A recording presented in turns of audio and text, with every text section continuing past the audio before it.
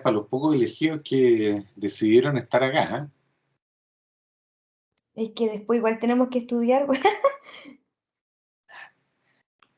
Sí, pero igual, pues, debiera tener algún mérito el que estén aquí, alguna cierta ventaja. Una Eh, décima, una décima. no, pero una ventaja que tiene que reflejar que algo estuvieron haciendo aquí, pues no que estuvieron en una de esas, pueden tener la tele prendida al otro lado, ¿ah? Aparece el número, ¿no?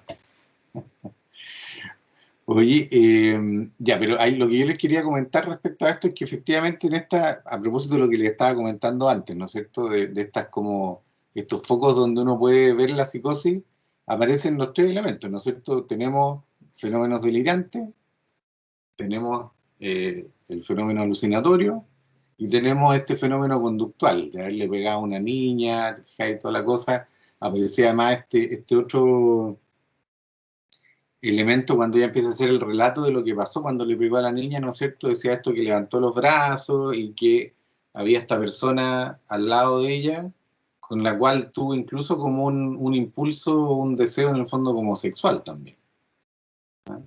Que ella decía que no lo había sentido hace muchos años y todo. Y tal como decían ustedes también, llamaba la atención este tema de sentirse un poco en la cima del mundo, que de alguna manera está más ligado a esta idea de estar junto a Dios, y está más ligado también a esta idea como más sexual, eh,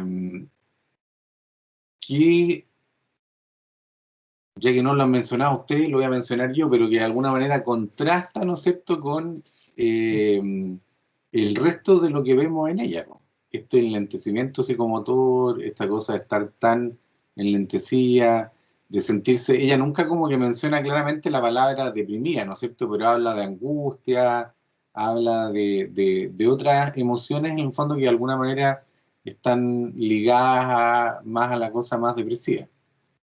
Uno, bueno, habla de culpa, ¿no es cierto?, por este tema de haber golpeado a esta niña y claramente se sentía como preocupada por eso también. Pero, pero ahí hay un fenómeno que es curioso y del cual hay que tomar nota, porque en estricto rigor, si uno lo piensa en la práctica, si esto lo tomamos como un episodio depresivo psicótico, igual habría que tener en cuenta que hay cierta sintomatología que no es concordante con lo depresivo, ¿cierto? Y esto actualmente en el fondo, si uno tuviera que tipificarlo, diría que es un episodio depresivo, probablemente severo por las características, con síntomas psicóticos y también con características mixtas, ¿ya? Hasta hace algunos años atrás, DSM-4, digamos, se hablaba de episodios mixtos propiamente tal, en el fondo cuando había una mixtura precisamente de síntomas depresivos y síntomas maniformes, pero a partir del DSM-5 en el fondo como que se empezó a hacer un énfasis en que la mixtura de alguna manera también tiene un cierto predominio, entonces en el fondo uno también, cuando aparecen síntomas mixtos es necesario precisar si da la impresión de que estamos sobre un episodio depresivo que tiene una mixtura con síntomas maniformes entre medio, que no son concordantes con lo depresivo, o si al revés estamos más frente a un episodio maníaco que de alguna manera conserva ciertas características depresivas también entre medio, ¿eh? Y eso tiene relevancia también, en teoría, bueno, en términos del planteamiento del tratamiento, dependiendo un poco de cuál es la polaridad también, que es como más eh, prevalente, ¿no es cierto? Pero también es importante porque en ese sentido, por ejemplo, en términos pronósticos, si no tuviéramos el conocimiento de esta paciente, ¿no es cierto?, que es una paciente bipolar, que ya lo sabemos, pero si estuviéramos frente a un episodio depresivo y aparecen estos elementos mixtos o estos síntomas psicóticos, en el fondo, que no son concordantes con el estado de ánimo, o sea, en el fondo, esto que ella diga que de alguna manera, bueno, ella dice que Jesucristo es su padre, que uno lo puede interpretar como en un sentido también más religioso, pero ahí por eso el psiquiatra le pregunta, digamos, muchas personas podrían decir eso, ¿no es cierto? Pero como que da la sensación de que ella siente como una relación más cercana, digamos, y que siente que está como al mismo nivel, entre comillas, con Dios o con el diablo en algún momento. Y ahí hay elementos en el fondo que están dentro del delirio de ella que no son concordantes con el estado anímico, ¿ya? Por eso les menciono también el tema de la sexualización, digamos. O sea, normalmente lo típico en un paciente deprimido, digamos, o con sintomatología depresiva, es que más bien los impulsos sexuales o el deseo sexual tengan más bien a estar normales o a estar disminuidos también, ¿ah? Entonces el hecho de que haya este fenómeno de exacerbación del deseo sexual también nos habla de un elemento de mixtura, digamos, en esta paciente.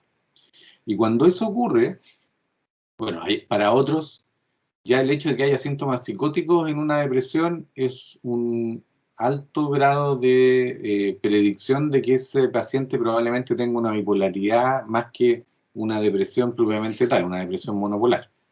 Pero si además estos síntomas psicóticos son discordantes con el estado de ánimo, hay algunos que ya de frentón plantean que esto claramente corresponde a una bipolaridad, ¿ya?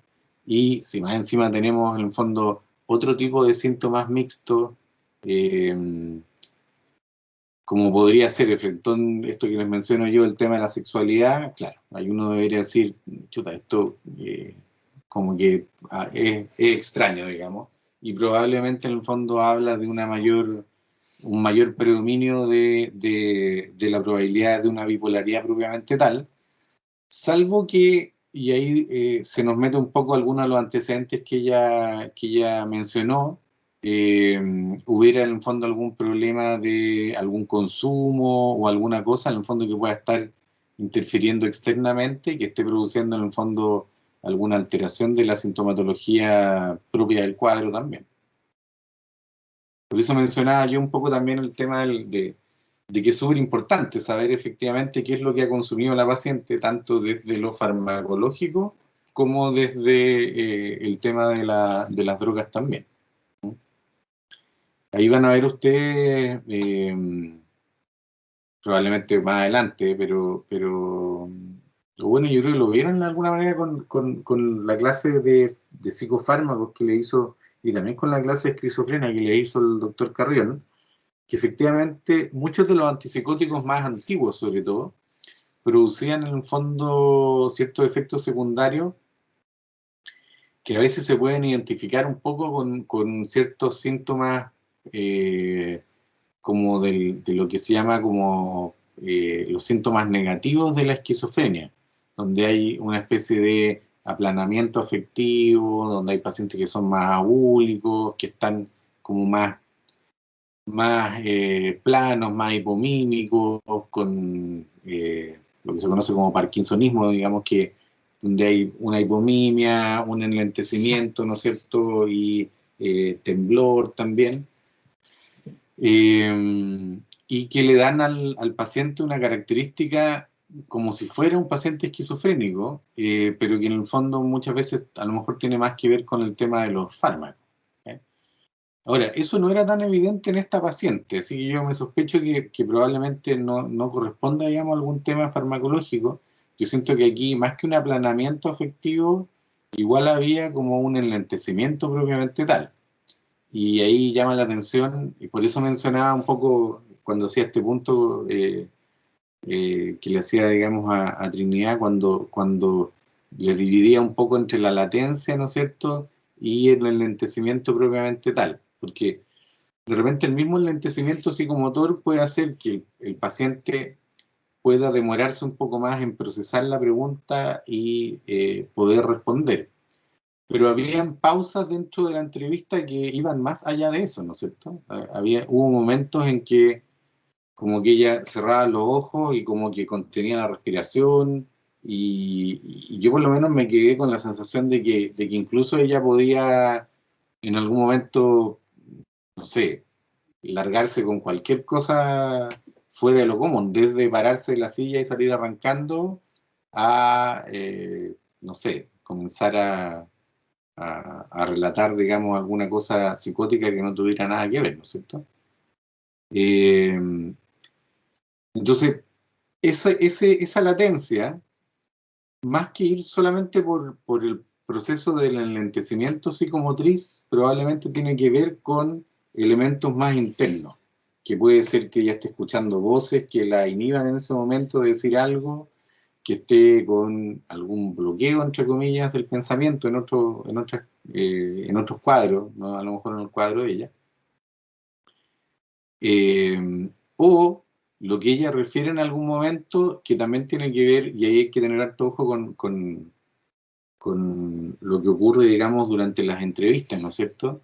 Eh, que ella en algún momento empieza a decir, ¿no es cierto?, que le pasa muchas veces que se empieza a sentir como juzgada por la gente. ¿Ah? Eh, y ahí yo creo que hay que distinguir también de dos elementos que son distintos, que en el fondo uno es, claramente si ella se está comportando extraño, probablemente se ha topado con mucha gente que la ha mirado raro o que le ha puesto de alguna manera algún límite o se ha alejado de ella o qué sé yo, cosa que no sería, digamos, tan extraño. Pero por otro lado también nos puede hablar de un elemento como más paranoide en ella, ¿ah? De alguna manera estar mirando la realidad con cierto temor y con cierta preocupación y con cierta sensación de alguna manera de que todo lo que ocurre alrededor de ella tiene que ver con ella, ¿ah? De que a lo mejor todos los que, no sé, pues, pasan por ahí y la miran o qué sé yo, en el fondo están como notando algo en ella, más que porque ella sea, entre comillas, parte del paisaje nomás de los otros que van caminando, ¿ah? Entonces, ahí es súper interesante porque hay otro fenómeno ahí psicótico que está como mucho más larvado a lo mejor, que esta cosa como de sentirse evaluada, decía ella, ¿no es cierto?, por el resto, ¿no? Que, que es como una fase, entre comillas, como previa a sentirse de frentón hostilizado, qué sé yo, como ocurre muchas veces con pacientes más paranoides propiamente tal. Y ahí, perdón, antes de dejarte la palabra, Consta, eh, eso también lo ligó durante la entrevista a este hecho de sentirse en la cima del mundo. O sea, como que sentía que de alguna manera el resto la evaluaba como con una especie, entre comillas, de envidia por ella estar en la cima del mundo. ¿Ah? Entonces, de nuevo, ahí aparece este fenómeno ligado a esta cosa como más mixta, digamos, que tampoco es tan concordante de lo depresivo, porque en el fondo es raro que tú te sientas evaluado por los otros siendo depresivo, digamos, o estando en una fase depresiva, eh, porque te tienen envidia porque tú estás, digamos, aquí arriba. ¿Te fijas? En lo depresivo normalmente tú deberías sentir que los otros te miran y a lo mejor tú sentir culpa porque los otros a lo mejor te están reprobando por algo. Pero aquí no, ella le ponía el carácter de envidia porque yo estoy acá. ¿Te fijas? Entonces eso también es parte de esta cosa discordante con lo anímico. Consta, perdón, dale nomás. Profe, le quería preguntar que por qué pasaba generalmente eso de que las personas como cuando son como muy religiosas y tienen como algún trastorno, suelen como asociar como lo sexual con lo religioso. Por ejemplo, yo he leído mucho eso y también me pasaba que conocía a una persona como muy religiosa y que también tenía como algunos trastornos y también decía como cosas como la paciente que vimos ahora. O por ejemplo, no sé, decía que ella sentía que el diablo la penetraba, como puras cosas así como extrañas. ¿Por qué se dan esa como asociación como de lo sexual con lo espiritual o como con lo religioso? Yo creo que hay varias cosas, ¿eh? Yo creo que en términos generales, en el fondo, varias religiones, y yo creo que en particular la religión católica, han tendido mucho a como frenar o coartar en el fondo la vida sexual en general. Y por lo tanto, siempre le agregan como un carácter un poco, por por decirlo de alguna manera, sucio o perverso, digamos, a la vida sexual, a los impulsos sexuales, digamos, en términos generales. ¿Fíjate? Y por lo tanto, yo creo que probablemente muchas personas que o han sido criadas bajo ese modelo o han tenido como algún interés especial en el tema de la religión, terminan cayendo un poco en esta misma situación. ¿Okay? Probablemente algunas personas que a lo mejor tienen, digamos, algunas dificultades previas con su propia vivencia, la sexualidad o qué sé yo, en algún momento también podrían buscar refugio en la religión. ¿Okay? Pero yo creo que eso sería como una cosa también, no sé si secundaria, entre comillas, pero yo creo que son dos cosas en el fondo que son distintas, pero que tienden a confluir en algún momento.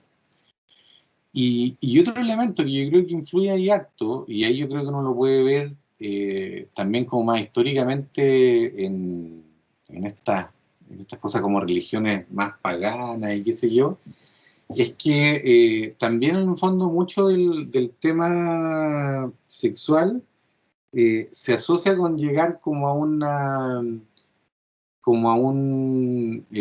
momento, por así decirlo, una experiencia sobrenatural. El hecho de llegar como al éxtasis, por así decirlo. ¿Ah? Hoy en día probablemente eso está más ligado al tema de las drogas también, pero a lo mejor antes la forma que existía, entre comillas, de llegar a eso, entre comillas, era un poco más el tema de la sexualidad, o era algo como más cercano, por así decirlo. Y en ese sentido, muchas veces en las religiones paganas se planteaba que una forma de acercarse, digamos, a la divinidad era a través del acto sexual también. ¿Okay?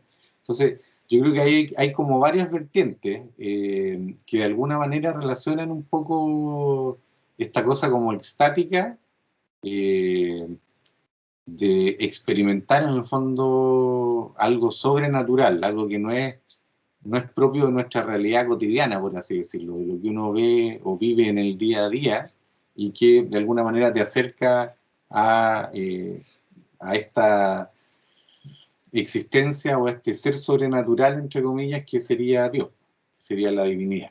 ¿Okay? Gracias, profe. No, no es. Ahora, esto es una interpretación súper personal, digamos, o sea, no es algo que yo lo haya leído en algún lado ni nada. Pero yo creo que por eso en el fondo es como tan frecuente. Porque además uno lo ve también en otros elementos históricos, en otras áreas, ponte tú relacionándonos, que hay como temas culturales que se mezclan. Eh, Cuando yo estaba en la beca, ¿no es cierto? Ponte tú, era súper común, bueno, en esa época el tema de internet y todo no era algo tan frecuente, pero ahí era súper común, ponte tú, que uno viera que los pacientes con delirio y con elementos como más paranoides, de repente al ver la televisión, como que la televisión tendía como a captar de alguna manera parte de sus fenómenos delirantes, ¿cachai? Y aparecían en la televisión en el fondo, o ellos reflejaban en la televisión parte de su realidad delirante. Y hoy en día yo creo que ese espacio de la tele de alguna manera lo sigue conservando, pero en la medida que aparece Internet y aparecen otras cosas, en el fondo las redes sociales y qué sé yo, como que parte de esa misma cosa se empieza a derivar, digamos, hacia redes sociales y otros elementos. Entonces yo creo que ahí la vivencia del entorno cultural de alguna manera también va modificando un poco el cómo uno vive el tema. Eh, y por eso yo, un poco lo que les decía yo, que yo creo que de alguna manera la enseñanza religiosa, que hay gente que la tiene como súper metida un poco a fuego, digamos, de alguna manera también modifica lo que uno experimenta como sintomatología. ¿Eh? Gracias, Doc. No, de nada. No sé si hay alguna otra pregunta o comentario. Doctor, ¿Sí? no sé si es coincidencia o tendrá algo que ver, pero cuando la paciente se ponía a decir que ella estaba in the top of the world, y era la única explicación que le podía encontrar. Me recordó una canción, la busqué ahora recién, y lo decía de la misma forma. La canción es más o menos del mismo tiempo, así que no sé, como que pensé que podría tener algo que ver, que como que estuviera tarareando la canción, que hubieran otras cosas más ahí metidas. ¿Tiene sentido? O sea, a mí me hace mucho sentido pensando en esto mismo que te decía yo, del tema de cómo uno eh, ve, digamos, en los pacientes psicóticos cómo de alguna manera los elementos mediáticos eh, captan de alguna manera sus fenómenos psicóticos también. Entonces no me extrañaría nada que efectivamente parte de su fenómeno delirante ella lo fusione de alguna manera con la letra de la canción o algo por el estilo, digamos. ¿Eh? Como que haya podido estar efectivamente, no sé, pues no sé si durante un episodio psicótico o cuando lo estaba partiendo, qué sé yo, haya escuchado a lo mejor la canción y parte de su delirio en el fondo se haya como fusionado con eso también. Así que a mí por lo menos me hace mucho sentido. Sí. Gracias por el aporte, Felipe, porque yo creo que de alguna manera como que redondea un poquitito la idea de lo que yo les estaba diciendo desde mi experiencia personal, digamos. Oye, les tinca que veamos la segunda parte, que es lo que se supone que es el episodio maníaco propiamente tal. Ya. Sí. Veamos. Yo, honestamente, yo tampoco había visto este video antes, así que también es la primera vez que los veo. Así que estamos en igualdad de condiciones.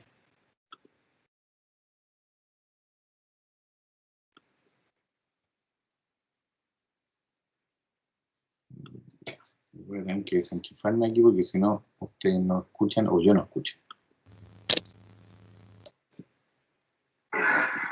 Well, Mary, I'm glad you could come back.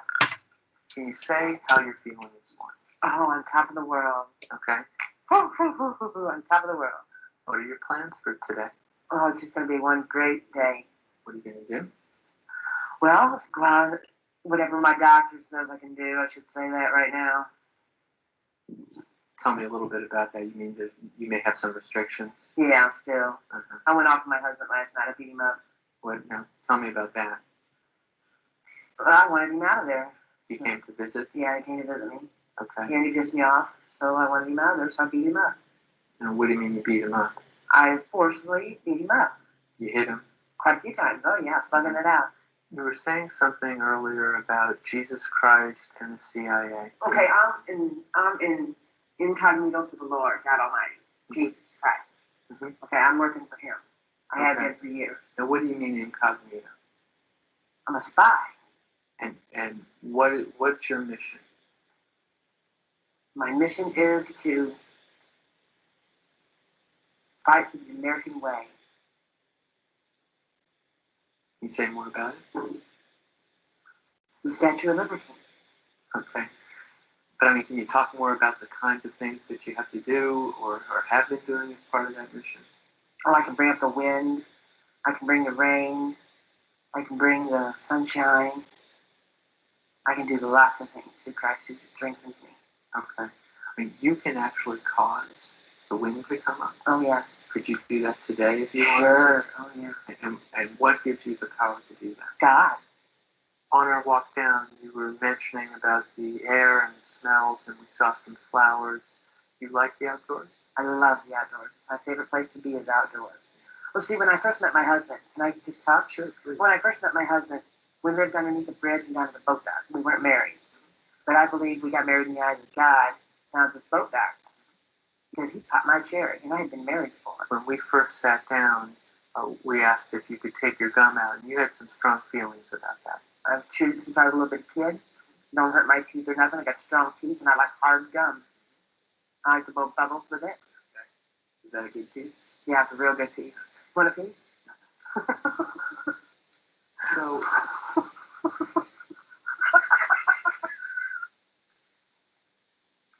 talk a little bit more about the way that sometimes you start crying? I mean, what's the sort of thing that can get you crying? Missing my mom for one. She died. I told you that my mom died. I think so.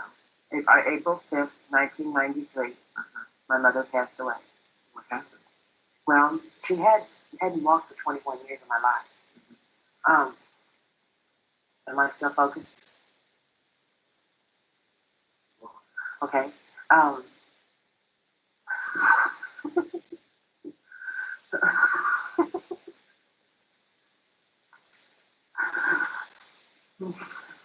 That's not funny, but am I still focused? Okay, anyway, back to seriousness. Okay. She had cancer of the spinal cord when I was 11 years old. They had to take out her backbone, 8 inches of her backbone out to kill the cancerous tumor. So that means she was paralyzed from her breast down for 21 years of her life.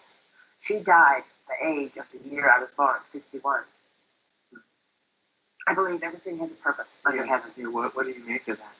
I believe that's the time that God wrote down she was going to die. Before she hit her 62nd birthday, she was going to die and be my guardian angel at 61 of the year I was born. You mentioned the other day that drinking coffee, something happens to you. I get drunk on it. Say something about that.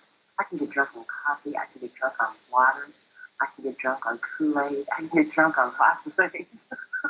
Can you get drunk on those things at all times or only at certain times? When I'm high. When you're having one of these up days? Yeah. Are there times when being up like this is unpleasant? It always feels good. Never feels unpleasant at all. Except for when I can't go to sleep because of it. When I'm too up and I cannot sleep.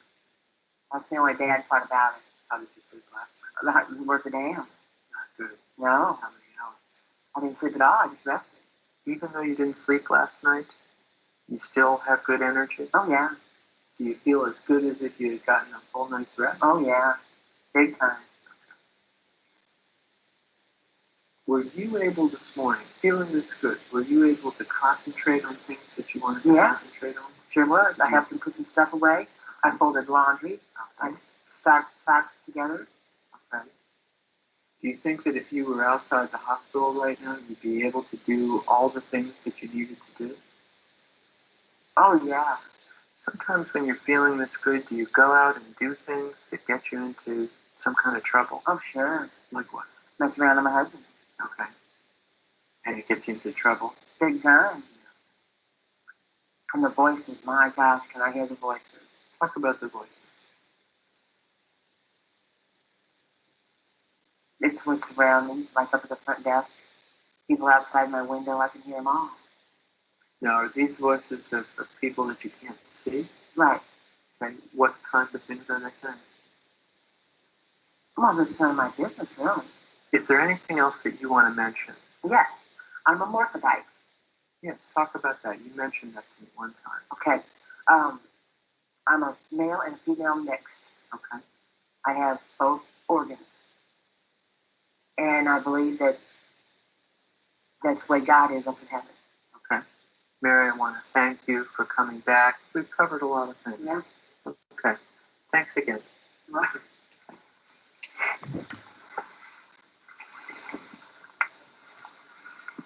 And cut.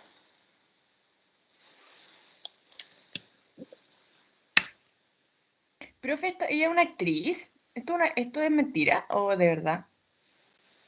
Yo tengo la sensación de que es de verdad. Por lo menos es donde encontré el video. Bueno, de hecho, acuérdate que al comienzo del primero, déjame ver si lo pongo aquí mismo. Al comienzo del primero, en el fondo, uno de los... Aquí. Este médico, en el fondo, en la breve introducción dice que tuvieron la suerte. Ah.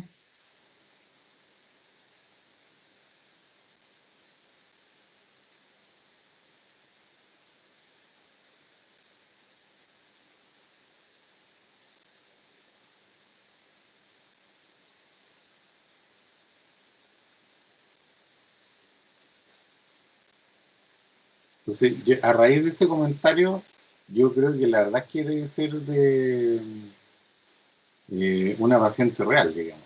Uh-huh. Y lo otro que me hace pensar eso también es que precisamente en la primera entrevista, no sé si recuerdan que cuando, a propósito de esto mismo, que ella comenta en el fondo que se puede sentir como evaluada por la gente y todo, de repente el médico le dice que si en algún momento ella se siente incómoda o que parte de lo que están viendo en el fondo, porque esto es una grabación y todo, que es con fines educativos, pero que si ella se empieza a sentir incómoda o empieza a relacionarlo de alguna manera con otros fenómenos que le pasan, que le diga y que se corta, digamos. O sea, en el fondo, como que eso también me hace pensar que efectivamente es parte de una grabación real. Ujú. ¿Qué les llama la atención ahora? Que se reía por todo. Parece que antes de la sesión yo creo que se drogó o que estaba drogada en la sesión porque se reía mucho de todo. No, pero en comparación a la primera entrevista fue un cambio así radical. O sea, estaba riéndose, se veía activa, respondía rápido, como que se veía muy dispuesta a cooperar. No tenía ni la bradilaria, así como que al contrario, pues la taquilalia, taquiexivia estaba muy así como, sí, sí, estoy en la cima del mundo, lo puedo hacer todo. En comparación a la primera que estaba así como muy, muy en lo bajo. Y me daba risa porque dijo que le había pegado al esposo y que justificaba eso, que Dios le ayudaba, decía que como que se justificaba mucho y decía que estaba bien lo que había hecho. Como Sí, con más... claramente con el tema del marido tiene un rollo ahí, digamos, yo no sé si habrá habido alguna Sí, infidelidad o alguna cuestión, pero claro, sí, porque mucha pica. en ambos estados, tanto depresivo como maníaco, sale el marido. O sea, que pelean y ella se hace daño o que él le hace daño. O sea, que ella le hace daño a él. Claro, claro. Ahora, yo no sé si... ¿Qué les pasó a ustedes con la risa de ella, digamos? Ustedes dicen que se reían con todo, que bueno, que les dio como la sensación de que estaba como drogada, pero ¿qué les pasó con la risa de ella? ¿La encontraron rara? ¿Les parecía contagiosa? ¿Les parecía genuina o no? A mí me A dio mí me mucho... daba risa su risa. ¿Te daba risa su risa? Sí. Yo Sí, pensé y dije, ¿qué haría un médico que le da risa como las cosas que dice el paciente? Porque no hay que reírse, pues, o sea, no sé. O sea, la mascarilla igual ahora salva. Claro, salva M. Pero ¿sabes qué pasa con los pacientes maníacos que son contagiosos? Porque son en el fondo como súper vivaces, o sea, dan un poco, efectivamente, esta sensación de estar como un poco en otra, arriba de la pelota, o drogado eventualmente, como decían ustedes, pero en realidad no necesitan de alguna droga, porque en el fondo su cuerpo es la droga, o sea, como que ellos mismos están en ese estado. Y muchas veces en el fondo son esta misma vivacidad o esta cosa, los hace como muy simpáticos y contagioso en el trato. Entonces de repente esta misma cosa de ella, que de repente se empieza a reír y se queda pegada en la risa y de repente como que ya ella misma se trata de contener y no se aguanta, como que eso mismo te empieza a llevar a entrar en esa misma sintonía. Entonces no es tan raro de repente que, a propósito de esto que conversábamos en alguna otra de las sesiones de la contratransferencia, ¿se acuerdan? Ujú. Si alguna vez se pillan riéndose con algún paciente, así, en alguna cosa así, y hay un contexto que pudiera sugerir algo medio maniforme, piénsenselo, ¿ah? Como que lo tengan en mente. ¿Qué otras cosas le llamaron la atención? también el tema de que volvía a reiterar como que escucha voces, pero en esta vez era mucho más y mucho más claras, pero tampoco como que quiso ahondar en el contenido de lo que decían, como que era menos, entregó menos información, por ejemplo, que en la primera entrevista que decía que eran voces que le decían qué hacer. Estas eran como voces X, que no veía a las personas, pero escuchaba voces. Y ahora de nuevo tocó el tema religioso, también como que se sentía muy bien con Dios, se sentía como respaldada por Dios. Yo sentía que todas sus actitudes las justificaba como por Dios. Y pero que se reía mucho, entonces como que se rió casi toda la entrevista. Sí, sí. Eso es súper, bueno, como les digo, es súper típico. Ahora, hay que tener ojo, porque en el fondo, claro, uno ve aquí como este polo, digamos, maníaco que tiene que ver un poco con esta cosa más hilarante, que se ríe, te fijas, que tiene como esta cosa más contagiosa, pero también hay otra forma de irse hacia arriba, digamos, en las manías que tiene más que ver con la irritabilidad. Pacientes que no necesariamente se sienten como tan contentos o tan facilitados, sino que en el fondo claramente están mucho más irritables y por lo mismo este tema de la agresividad también puede estar como mucho más exacerbado. Ahora, dentro de los fenómenos psicóticos que ella refiere, hay un par de cosas que a mí me parece ya como importante como comentar, ¿no es cierto? Y aquí, como tal como ustedes dicen, aparece de nuevo este tema religioso, ¿no es cierto? De sentirse como también respaldada por Dios y todo. Aparece este tema que a mí me ha tocado verlo en algunos episodios maníacos, de tener como cierto poder sobre entre comillas, como el clima o los elementos, ¿no es cierto?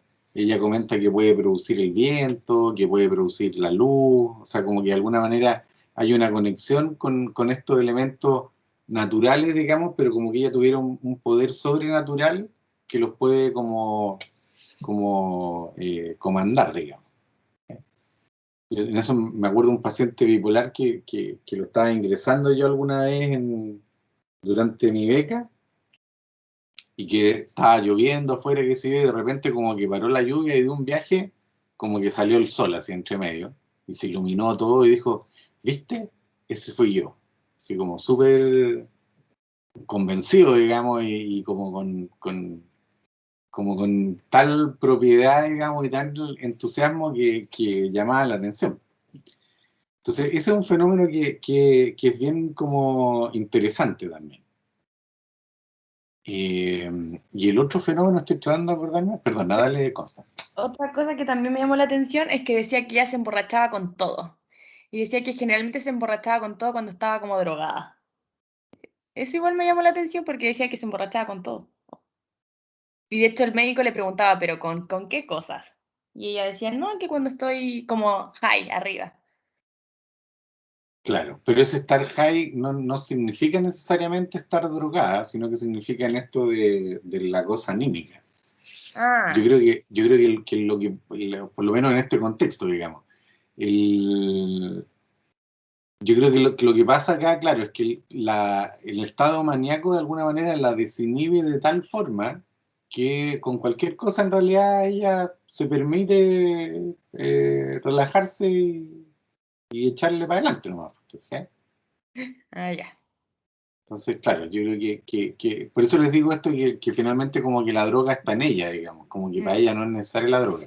mm. Bueno, y en ese sentido es súper interesante que los pacientes cuando están en una fase maníaca tienen una resistencia de repente a los medicamentos que es increíble. O sea, de repente uno, claro, nunca puede partir en el fondo como con macrodosis ni de los antipsicóticos ni nada, siempre hay que ir con poco, pero los pacientes maníacos muchas veces cuando uno necesita como controlarlos, a veces requieren en el fondo dosis mucho más altas de las que después va a ocupar como dosis de mantención y de las que se ocupan normalmente. ¿No? Eh, bueno, no les voy a dar dosis en particular porque en el fondo es como enredarlos de repente con algunas cosas, pero hay, por lo menos a mí me ha tocado conocer algunas crisis maníacas que han requerido como cerca de 15 o 20 veces la dosis que normalmente se ocupa, digamos, para controlar cuadros más de agitación, eh, antes de poder recién como bajar un poquitito el tema de este estado como medio agitado en una paciente maníaca. Que es bien interesante el tema. Y creo que había otra cosa puntual que quería comentarles, pero no me acuerdo en este momento. Déjame ver si lo puedo. No sé si alguien más quiere comentar algo que les haya llamado la atención. Oiga, profe, estos episodios más o menos, ¿cuánto pueden durar en una persona? Mira, bueno, si ustedes ven los manuales dicen que normalmente los episodios maníacos en el fondo le ponen como un margen de una semana. La verdad es que sí, o sea, puede ser una semana, pero normalmente, bueno, es que yo creo que hay un punto que es como interesante discutirlo, que por un lado, si ustedes comparan en el fondo una semana que le exigen a los episodios maníacos versus 2 semanas que le exigen a los episodios depresivos, también tiene que ver que un paciente en el fondo que está cursando un episodio maníaco normalmente empieza a tener en el fondo problemas con alguien, pues. Empieza a tener problemas con los familiares, empieza a tener problemas con los vecinos, empieza a, no sé, si alguien se siente de repente Dios o enviado por Dios, ¿no es cierto? Puede empezar, como a mí me ha tocado, digamos, ver pacientes que empiezan a parar el tráfico en las calles, ¿te fijas? Y empiezan como a generar algún desorden que finalmente lleva a que los agarran y los llevan para algún lado a buscar atención. Entonces, por un lado, en ese sentido, normalmente se exige un tiempo menor en los episodios maníacos porque también llaman más la atención. Eh, y en ese sentido es importante en el fondo también diagnosticarlos antes de que ojalá pueda generar en el fondo como algún exabrupto mayor. Y lo otro ya me acordé, el tema del sueño. Aquí aparecía este tema de que ella refería de que una de las únicas cosas que notaba como negativas, ¿no es cierto?, con el tema de esto de estar ahí como más acelerada en el fondo, era el no poder dormir, ¿cierto? Ujú. Y no es raro que en el contexto de pacientes en el fondo con trastornos del ánimo, de repente ustedes se encuentran con alguien que empieza a contar que no puede quedarse dormido y todo, y que a lo mejor a las 3 de la mañana empieza a ordenar las cosas de la casa, termina empezando a encerar el piso, empieza a hacer no sé qué, y uno empiezan a poner ojo, digamos, porque ese tipo de elementos de alguna manera también hacen parar un poco la oreja de que de alguna forma pudiera estar frente a un fenómeno más de bipolaridad que un episodio depresivo propiamente tal. Y en ese sentido, muchas veces uno de los elementos predictores de recaída en un paciente con bipolaridad es la alteración del sueño. O sea, si un paciente conocido que tiene un trastorno bipolar empieza a referir insomnio, ojo. O sea, es lo más probable que ese paciente en el fondo o está empezando una recaída y por lo tanto habría que revisar sus medicamentos, sus niveles plasmáticos de, no sé, litio, valproico, lo que esté tomando, o, o si no está empezando, digamos, de frentón, probablemente va a empezar, porque el insomnio también tiene un efecto en el fondo maniforme, o sea, también puede producir inducción de manía. Entonces se empieza como a potenciar eso y puede terminar en el fondo en un episodio maníaco propiamente tal. Así que ahí hay que tener harto ojo. El tema del sueño es súper importante ponerle ojo en los pacientes anímicos en general, pero en particular en los pacientes bipolares.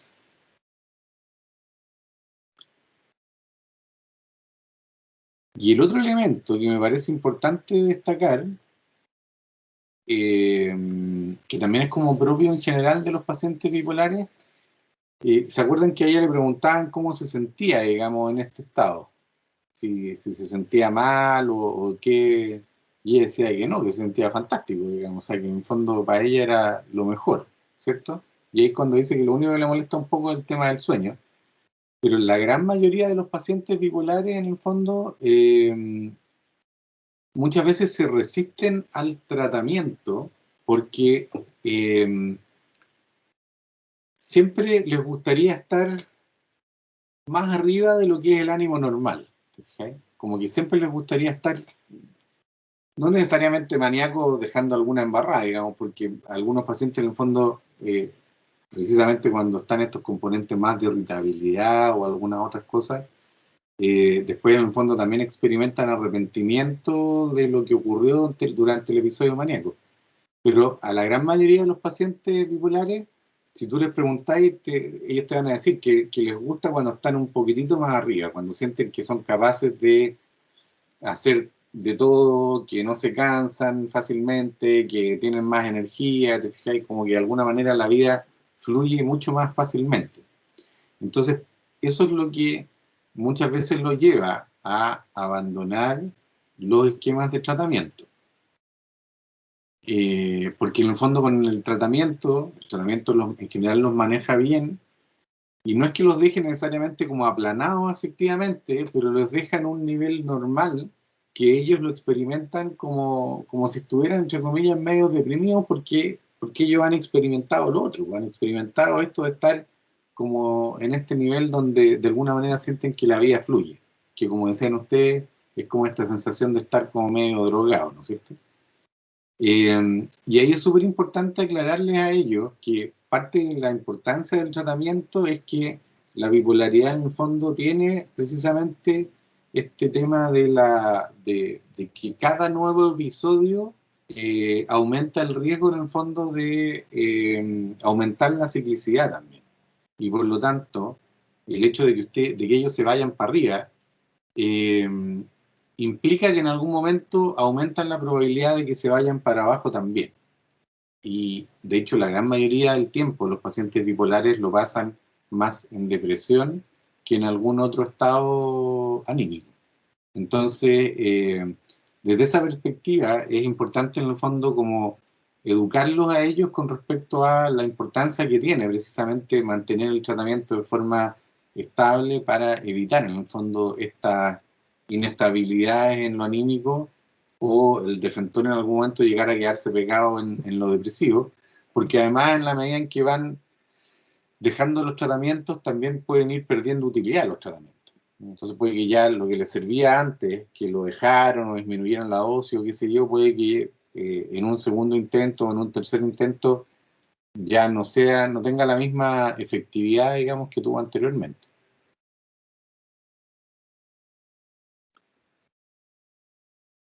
Y lo otro que les quería mencionar en el fondo es esta cosa de este delirio también que menciona ella al final. Que eso es como curioso también, ¿no? Esta cosa de que él es como una especie de guía mórfico. ¿Se acuerdan eso? Sí, que era como el cuerpo de un hombre y de una mujer en uno y que Dios lo había hecho así y no sé qué, parece que como que se sentía más conectada por eso con Dios, pero lo relaciono. Claro, lo relacionó de alguna forma. Ahora, bueno, yo no sé muy bien cuál será la lógica que hay ahí detrás, ¿no es cierto? Porque hay como algunos mitos, ¿no es cierto? Esto de que en algunas religiones de que Dios o de que la humanidad antes era uno solo y que Dios lo tomó y lo partió en dos y por eso cada uno está buscando a su otra mitad permanentemente y todo. Hay mitos en el fondo que tienen que ver un poco con eso y yo creo que puede ir un poco por ahí el tema. Eh, pero probablemente, ya que ahora está efectivamente en un episodio maníaco, yo creo que igual probablemente sería interesante como investigar un poco qué es lo que ha pasado con su sexualidad. Si estando deprimida en el fondo, estaba ya con esta fantasía o estos impulsos en algún momento, no sería raro tampoco que estando maníaca en el fondo note más exacerbación y que incluso en el fondo haya llegado a algún tipo de acto sexual del cual no participaría a lo mejor estando en otras condiciones, digamos. ¿Mm?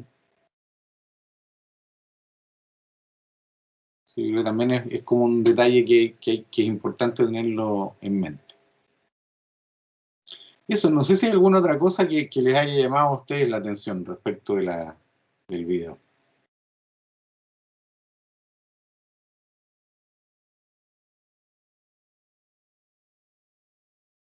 No sé si será como algo importante, pero en esta entrevista miró la cámara. En la primera no la miró. Como que estaba muy en otra y en esta miró fijamente a la cámara 2 veces. O sea, aquí ella estaba protagonizando la situación, pues. Así como, estoy en foco, ¿ah? ¿Perdimos el foco o no? ¿Cachaste Y que al, se movió y en al algún momento y como que estaba preocupada de eso, sí. y al final dijo corte, así como, sí, muy protagonista de todo. Claro, ella era parte de la producción.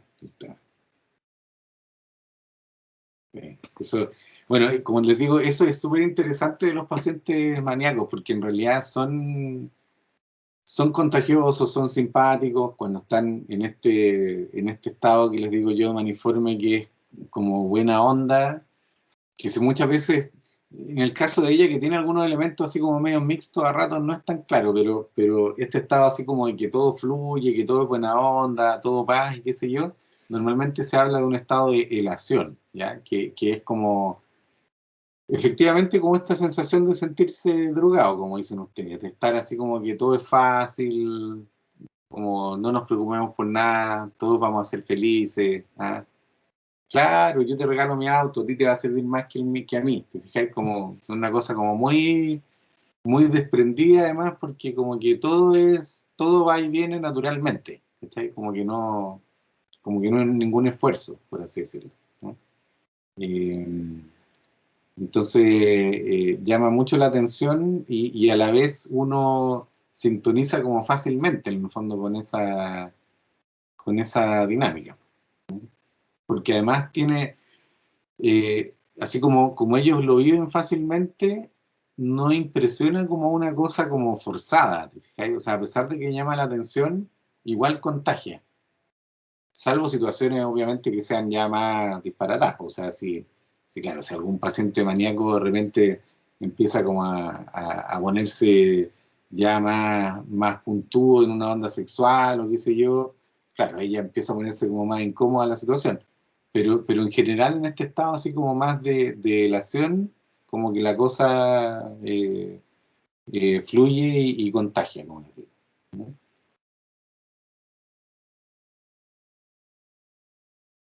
Eso, no sé si hay alguna otra cosa que quieran comentar o preguntar respecto del video.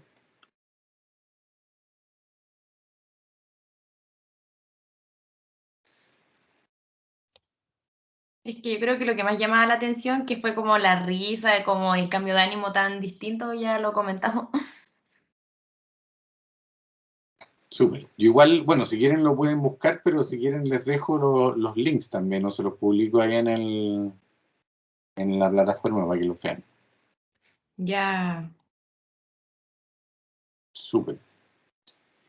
Ya pues muchachos, un gustazo.